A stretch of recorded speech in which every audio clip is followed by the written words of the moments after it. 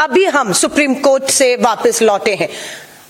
ये बहुत बड़ी बात है कि आज सुप्रीम कोर्ट के फैसले ने हाई कोर्ट के फैसले पर रोक लगा दी और ये साफ कर दिया कि भाजपा का पूर्व विधायक कुलदीप सिंह सेंगर, जो नाबालिग बेटी के बलात्कार का हत्या के उनके परिवार के लोगों की हत्या का दोषी था, उसे अब बाहर नहीं आने दिया जाएगा, वो जेल में रहेगा। ये बिल्कुल पीड़िता के परिवार की और उसके साथ खड़े हुए हर एक आवाज की ये जीत है और ये जोरदार तमाचा उन लोगों के मुंह पर है जिन्होंने हाई कोर्ट में इस लड़ाई को कमजोरी से लड़ा।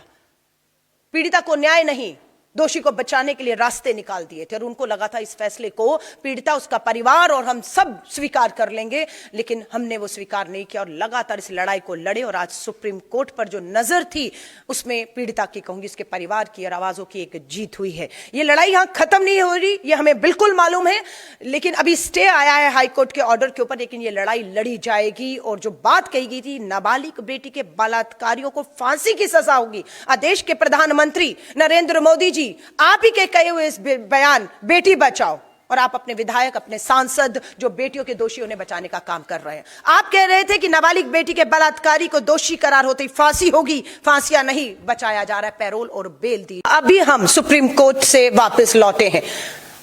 ये बहुत बड़ी बात है कि आज सुप्रीम कोर्ट के फैसले ने हाई कोर्ट के फैसले पर रोक लगा दी और ये साफ कर दिया कि भाजपा का पूर्व विधायक कुलदीप सिंह सेंगर, जो नाबालिग बेटी के बलात्कार का